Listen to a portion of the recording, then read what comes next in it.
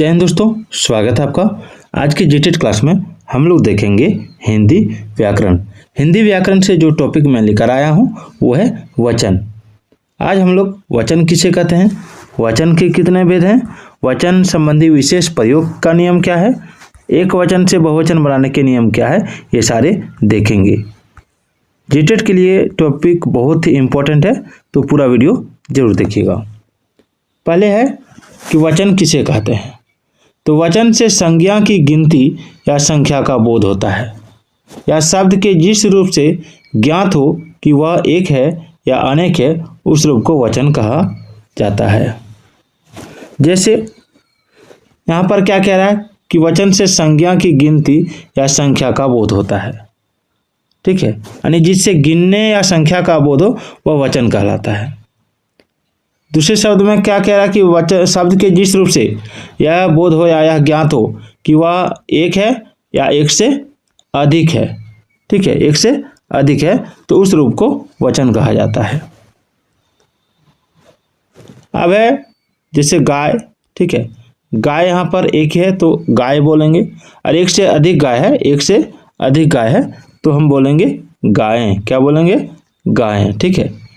तो यहाँ पे देखिए, यहाँ दोनों में गिनती का बोध हो रहा है, संख्या का बोध हो रहा है। पहले बोले गाय तो एक संख्या का बोध हुआ, गाय बोले तो एक से अधिक संख्या का बोध हुआ, ठीक है। तो जब संज्ञा की गिनती या संख्या को का बोध हो तो वह वचन कहलाता है, ठीक है। नेक्स्ट देखिए कि वचन के कितने भेद हैं। तो देखिए वचन के दो भेद हैं, एक वचन और बहुवचन। अब एक वचन क्या है? तो एक वचन जो है शब्द के जिस रूप से एक संख्या का बोध हो उसे एक वचन कहा जाता है। जैसे लड़का, घोड़ा, किताब, शेर, दरवाजा, हाथी, बकरी, कलम, चीता, कौवा, मक्खी, तोता आदि, इससे एक शब्द का, ठीक है, एक व्यक्ति का या एक संख्या का बोध होता है, तो उसे एक वचन कहेंगे। अब बहुवचन क्या है? शब्द के जिस रूप से एक से अधिक संख्याओं का बोध हो उसे बहुवचन कहा जाता है।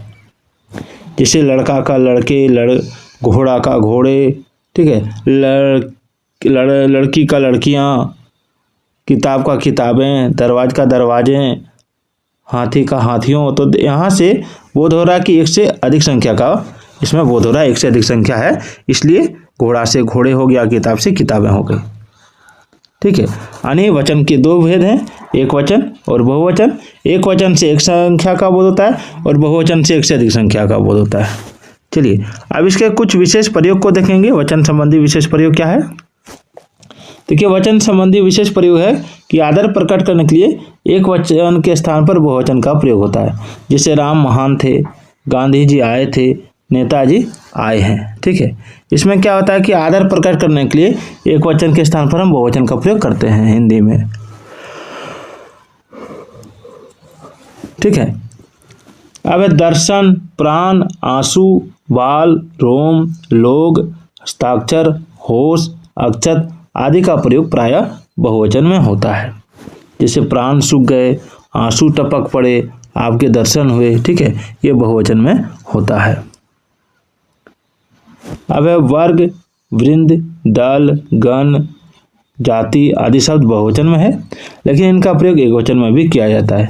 जैसे अध्यापक वृंद को मेरा नमन है, मेरा मित्र वर्ग मेरे गुणों को जानता है, हिंदू जाति धर्म प्राण होती है, सैनिक दल बढ़ रहा है। तो यहाँ पे वर्ग हो गया, वृंद हो गया, दल हो गया, गण हो गया, जाति हो गया, ये शब्द बहुवचन में है, लेकिन इनका प्रयोग एकवचन में भी किया जाता है। इस एग्जाम्पल से आप समझ गए होंगे। अब भाववाचक और द्रव्यवाचक संज्ञाओं का प्रयोग सदा एकवचन में होता है। भाववाचक और द्रव्यवाचक संज्ञाओं का प्रयोग, जैसे दया, ये देखिए भाव है, लाज ये भाव है, पानी द्रव्यवाचक है, घी द्रव्यवाचक है, सोना द्रव्यवाचक है, चावल द्रव्यवाचक है, आटा द्रव्यवाचक है, इसका एकवचन में प्रयोग होता है। यानी भाववाचक और द्रव्यवाचक संज्ञाओं का एकवचन में प्रयोग होता है। नेक्स्ट देखिए, वर्षा, हवा, आग आदि संज्ञा शब्द सदा एक वचन में प्रयुक्त होते हैं। जैसे वर्षा हो रही है, हवा जोरों से चल रही है, घर में आग लग गई, ठीक है। अब है जनता, पुलिस, भीड़ पूरे समुदाय का प्रतिनिधित्व करते हैं। इनका प्रयोग एक इकाई के रूप में होता है, अतः इनका प्रयोग एकवचन में ही होता है। जैसे भारत की जनता शांतिप्रिय है, पुलिस यहाँ भी आई थी, वहाँ भारी भीड़ इकट्ठा हो गई। देखिए प्रत्येक हर एक शब्द का प्रयोग सदा एकवचन में होता है। प्रत्येक और हर एक शब्द का प्रयोग सदा एकवचन में होता है। जैसे प्रत्येक लड़का पढ़ता है। अब है एकवचन से बहुवचन बनाने के नियम। आकारांत स्त्रीलिंग शब्द को बहुवचन बनाने पर एकारांत हो जाते हैं। जैसे अ का ए, ठीक है, अ का ए आकारांत यानी जिसके अंत में, ठीक है, केवल अ की मात्रा रहे, आकार की मात्रा, आकार की मात्रा नहीं, केवल अ की मात्रा। जैसे अब क्या कह रहा है कि आकारांत स्त्रीलिंग शब्द को बहुवचन बनाने पर एकारांत हो जाता है। जैसे किताब का किताबें, आँख का आँखें, बहन का बहनें, गाय का गायें, पुस्तक का पुस्तकें, रात का रातें। ये बुक है उपहार हिंदी व्याकरण और रचना, ठीक है, बहुत ही अच्छी बुक है। चलिए आगे, पुल्लिंग आकारांत शब्द को बहुवचन बनाने पर एकारांत हो जाते हैं, यानी आ का ए हो जाता है। आ का क्या हो जाता है? आकारांत शब्द का ए हो जाता है। जैसे कौआ तो कौए, मुर्गा तो मुर्गे, कपड़ा तो कपड़े, हरा का हरे, चीता का चीते, काला का काले, घोड़ा का घोड़े, बेटा का बेटे, लोटा का लोटे। अब है आकारांत स्त्रीलिंग शब्द के अंत में ए जोड़कर बहुवचन बनाया जाता है, तो इसमें आ का ए हो जाता है। जैसे लता लताएं, दिशा दिशाएं, वार्ता वार्ताएं, अध्यापिका अध्यापिकाएं, माता माताएं, शाला शालाएं, कथा कथाएं, माला मालाएं, कला कलाएं, महिला महिलाएं, कन्या कन्याएं, धारा धाराएं। यानी आकारांत स्त्रीलिंग शब्द के अंत में जो स्त्रीलिंग शब्द है आकारांत, जिसका अंत में ल त में करता, ये जो आकारांत हो रहा है, इसमें इसको जब हम बहुवचन बनाएंगे तो इसमें ए जुड़ जाता है, ठीक है, ए याद रखिएगा। चलिए आगे है इकारांत और हर्षी। देखिए इसमें हर्षिकार है, इसमें दीर्घिकार है, तो इकारांत और ईकारांत स्त्रीलिंग शब्द के अंत में इया जोड़कर बहुवचन बनाते हैं। दीर्घ इकारांत के स्थान पर ह्रस्व इकारांत हो जाता है, यानी हर्षई दीर्घई का इया हो जाता है। जैसे लड़की का लड़कियां, ठीक याद रखिएगा, ये लड़की का लड़कियां करते समय दीर्घई नहीं हर्षई लगाइएगा, ठीक है, याद रखिएगा। जैसे विधि का विधियां, नदी का नदियां, नारी का नारियां, नीति का नीतियां, स्त्री का स्त्रियां, सखी का सखियां, दासी का दासियां। उसके बाद है तिथि का तिथियां, मक्खी का मक्खियां, रोटी का रोटियां, रानी का रानियां। आगे है उकारांत और उकारांत, ठीक है, ये है उकारांत और ये है आपका दीर्घऊ है उकारांत, ठीक है।